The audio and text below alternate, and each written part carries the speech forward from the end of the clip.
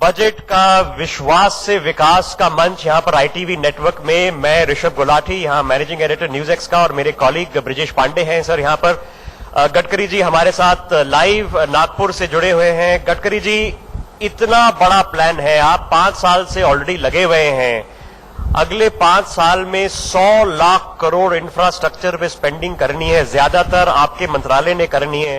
देश की सड़कें, देश के वाटरवे आपने बनाने हैं। क्या प्लान है सर?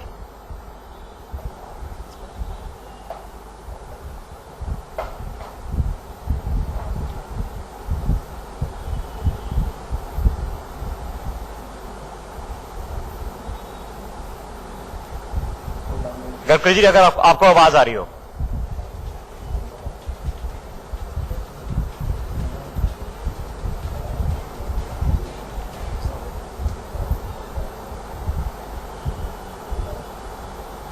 गडकरी जी, आपको आवाज आई यहां से दिल्ली के मंच से? हाँ, yes.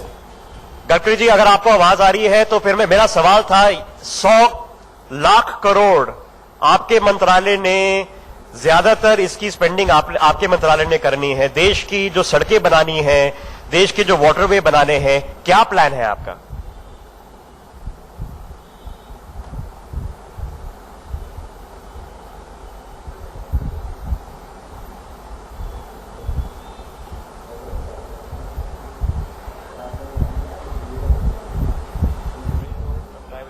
Hello hello, Gadkari ji, क्या आपको हमारी आवाज आ रही है? कि क्या योजनाएं हैं जिन्हें आप धरातल पर उतारना चाहेंगे?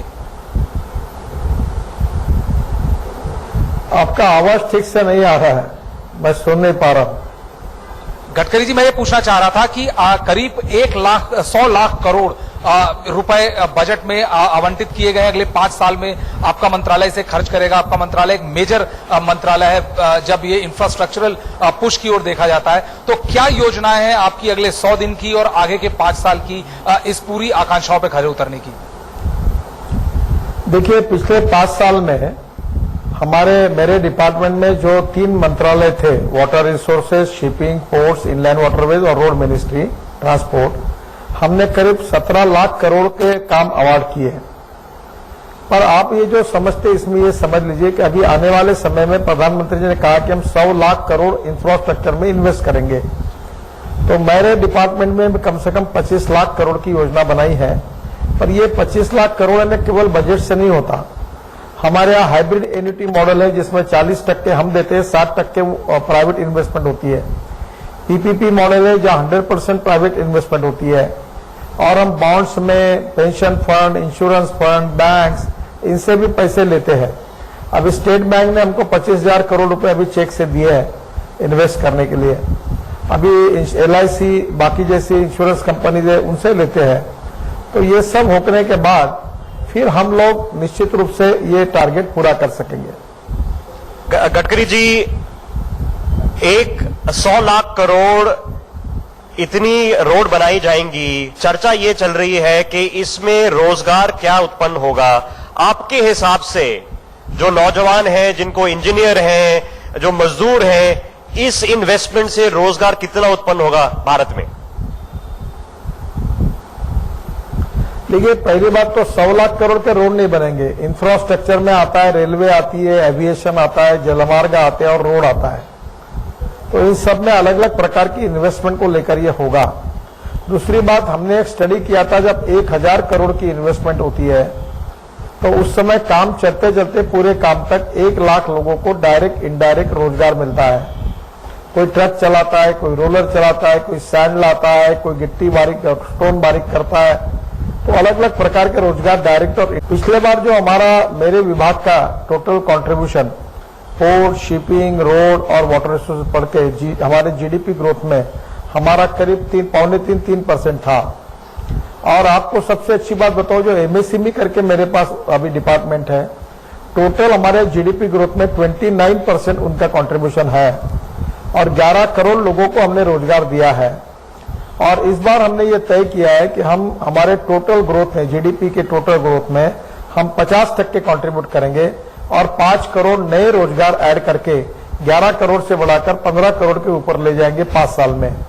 जो प्रधानमंत्री जी का एक टारगेट है कि हम $5 ट्रिलियन की इकोनॉमी बने, उसमें हम लोग 5 करोड़ नए रोजगार बनाने का हमने उसके साथ जोड़ा है।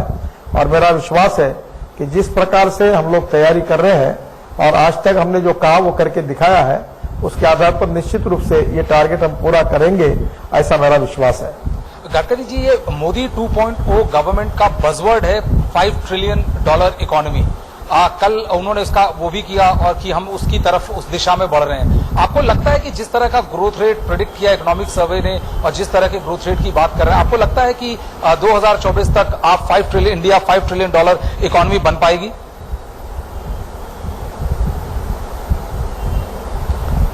सर, आपका आवाज ठीक नहीं आ रहा। मैं अपने सवाल को दोबारा दोहराता हूं कि ये $5 ट्रिलियन आपके सरकार का नया बजवर्ड है इस मोदी 2.0 गवर्नमेंट का, लेकिन जो विकास रेट ग्रोथ रेट प्रेडिक्ट किया वो 7% है।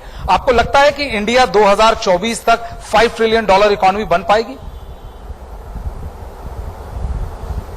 देखिए, 1947 से लेकर 2014 तक जो हमारे इकोनॉमिक का साइज था, वो प्रधानमंत्री मोदी जी के नेतृत्व में 5 साल में जो काम हमने किया वो लगभग दुगना हुआ है, $3 ट्रिलियन तक लगभग पहुंचा है।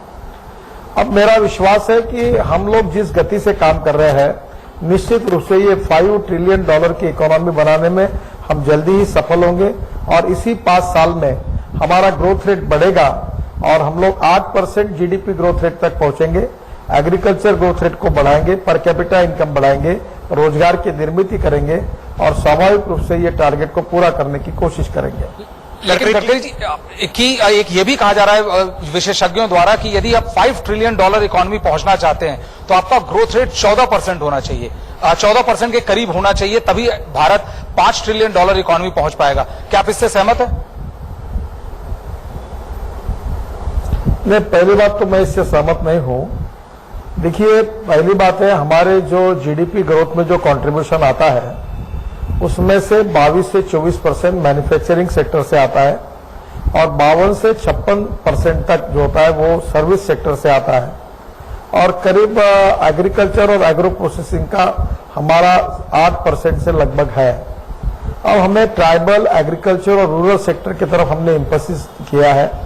हम ब्लू इकोनॉमी की तरफ अच्छी कॉन्सेंट्रेट कर रहे हैं, उसके साथ साथ हनी इकोनॉमी की तरफ कर रहे हैं, बाम्बू मिशन की तरफ ध्यान दे रहे हैं और हम लोग सोलर चरखे की बात कर रहे हैं। तो हम लोग ग्रामीण और कृषि और ट्राइबल सेक्टर में भी जोर दे रहे हैं और उसका ग्रोथ रेट बढ़ना चाहिए। 115 जो एस्पिरेंट डिस्ट्रिक्ट प्रधानमंत्री जी ने तय किए हैं, उन डिस्ट्रिक्ट की तरफ ध्यान देंगे जो बैकवर्ड एरिया है। और इसलिए मेरा विश्वास ये है कि हम लोग अलग अलग सेक्टर में हमारी प्रोग्रेस को बढ़ाकर एग्रीकल्चर, रूरल, उसके साथ सर्विस सेक्टर में तो अच्छे, मैन्युफैक्चरिंग सेक्टर, एमएसएमई में हमने योजनाएं बनाई है। हम इंपोर्ट सब्स्टिट्यूट इकोनॉमी की तरफ जा रहे हैं। जैसे अभी मेडिकल डिवाइसेस है, ये जो स्टेन्स है, घुटना हम लाते हैं, अलग अलग प्रकार की मशीन है, हमारा 50,000 करोड़ का इंपोर्ट है। तो हम मेडिकल डिवाइसेस के 10 ऐसे सेंटर्स खोलने जा रहे हैं कि हमारे देश में इंपोर्ट करने के जो एमआरआई 4.5 करोड़ में मिलता है वो 98 लाख रुपए में मिलेगा। तो धीरे धीरे जो जो हम इंपोर्ट कर रहे हैं वो हमारे देश में कैसे पैदा हो, इंपोर्ट सब्स्टिट्यूट इकोनॉमी कैसे तैयार हो, ये हमारा अप्रोच है और हम इंपोर्ट को कम करेंगे। और मार्केटिंग के लिए, एमएसएमई के लिए अलीबाबा और अमेजॉन जैसी साइट है, वैसे हम अपनी साइट खोल रहे हैं। जो लघु उद्योगों को बराबर 45 दिन के अंदर पेमेंट नहीं मिलता, उसके लिए समाधान नाम का हमारा पोर्टल खोल रहे हैं ताकि हम लोगों को कैसे राहत दें।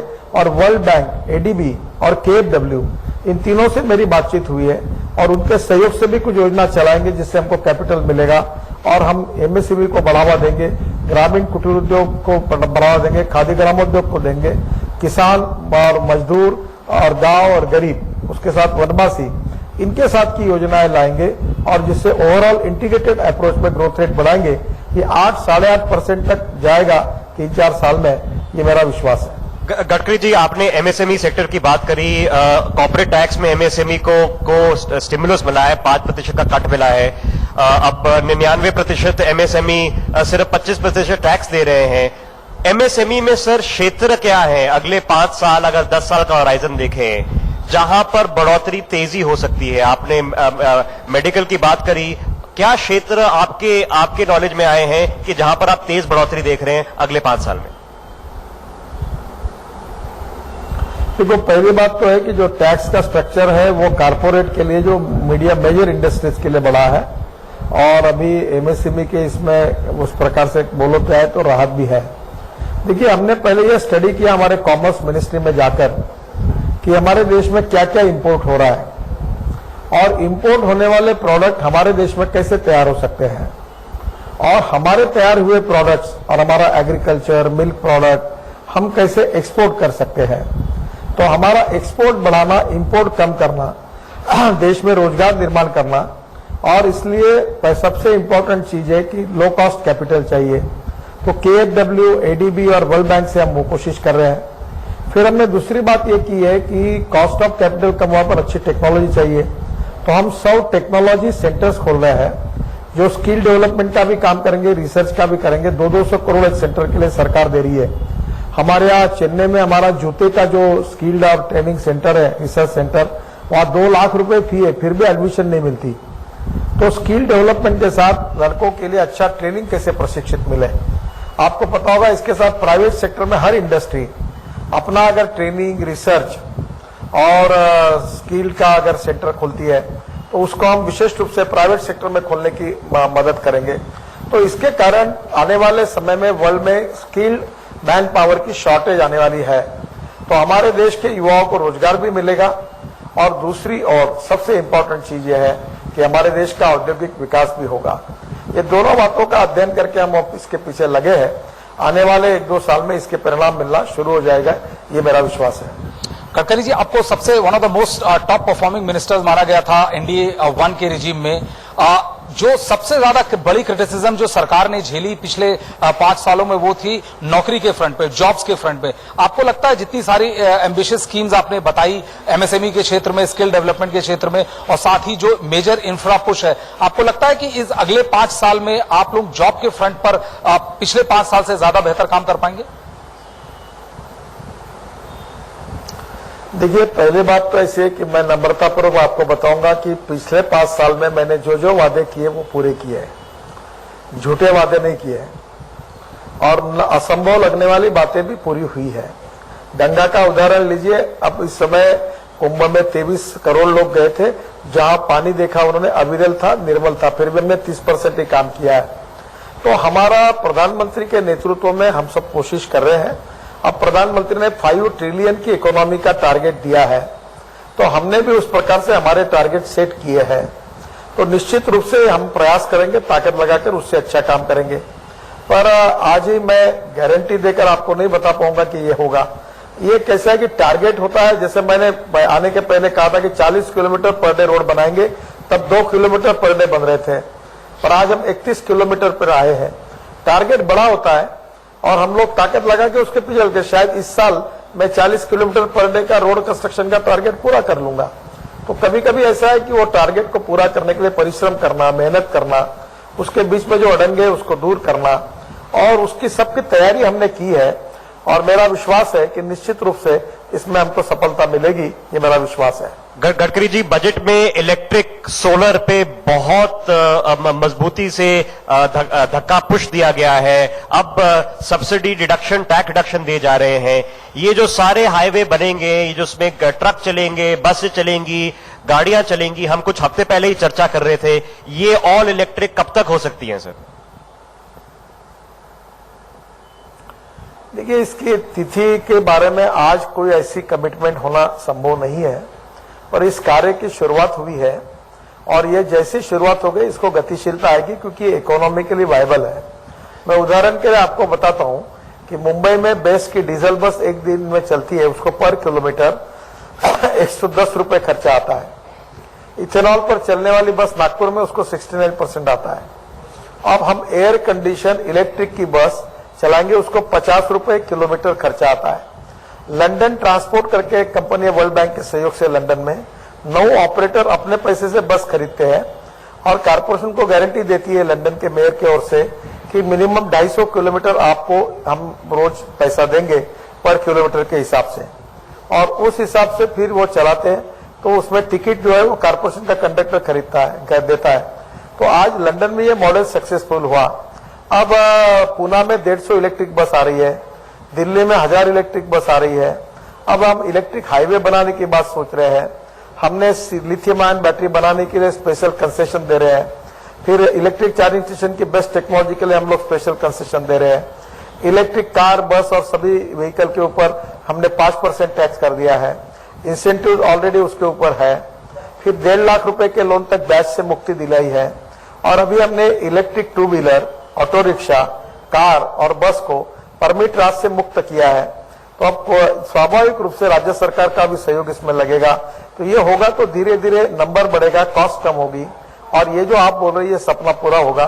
पर आज इसके बारे में कितने दिन में होगा ऐसा आज कहना असंभव है।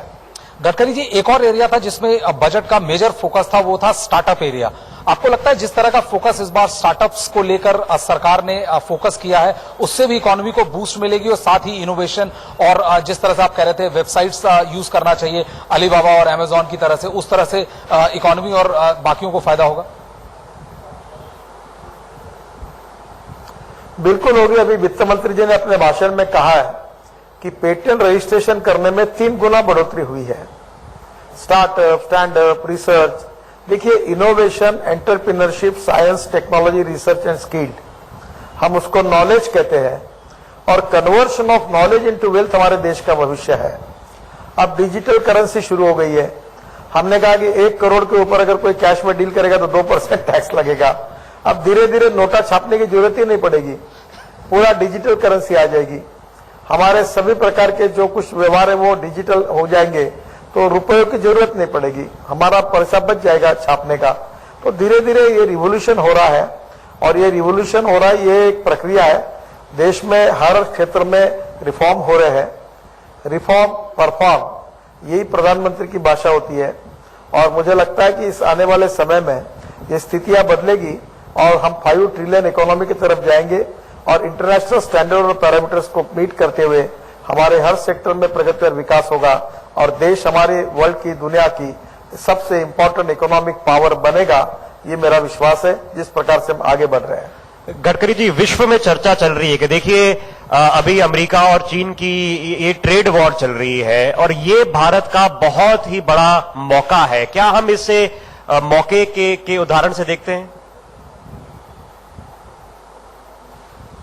देखिए, मैं बहुत बार ये कहता हूं कि there are some people who convert problems into opportunities and there are some people who convert opportunities into the problems.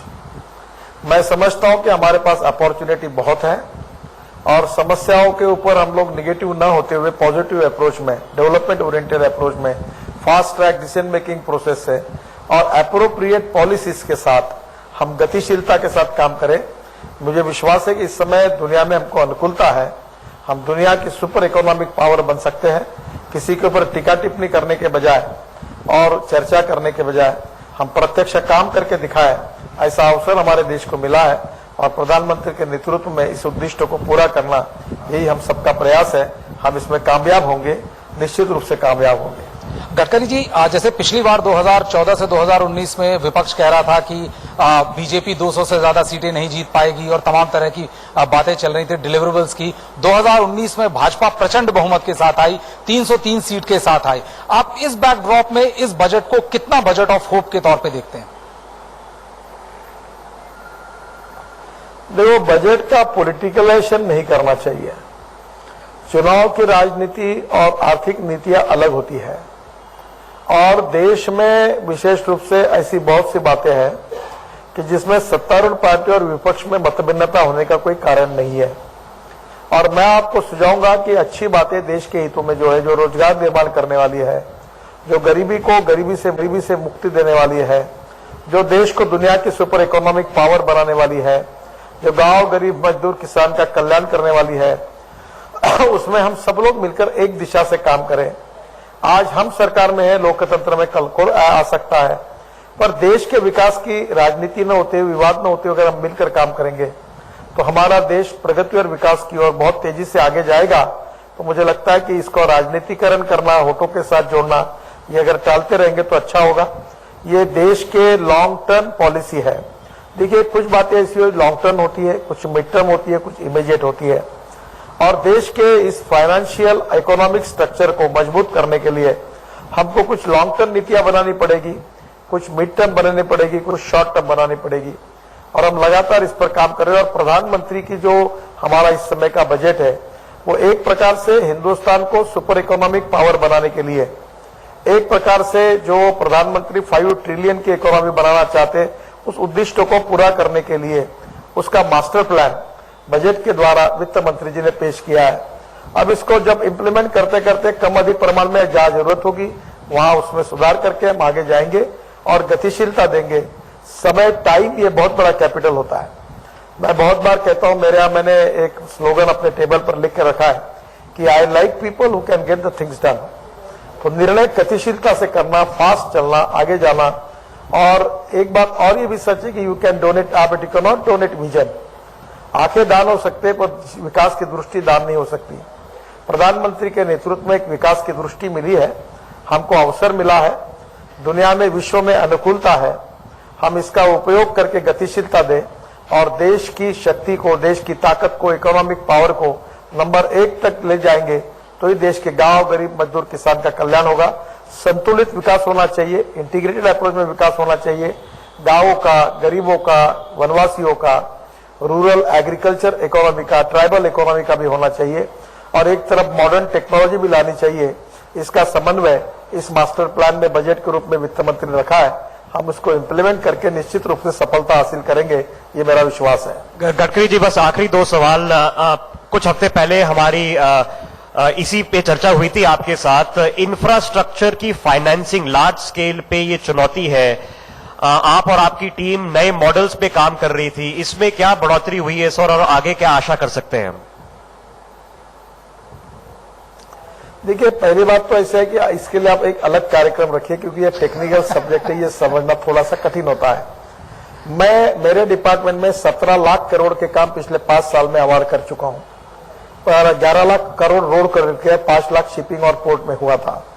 तो आप अगर पूछेंगे तो बजट तो मेरा कम है, तो मैंने हाइब्रिड एन्युटी मॉडल, जिसमें 40% हम देते हैं, 60% इन्वेस्टर लाता है, फिर 100% पीपीपी, उसमें पूरा पैसा वो लाता है। हमने टीओटी मॉडल में हमारे प्रोजेक्ट मॉनिटाइज किए, उससे हमको पैसा मिला। 6,400 करोड़ एस्टिमेट कॉस्ट थी, हमको 9,600 करोड़ मिला। ऑस्ट्रेलियन कंपनी ने खरीदी किया। हम बॉन्ड्स खड़े कर रहे हैं, उससे पैसा आ रहा। इंश्योरेंस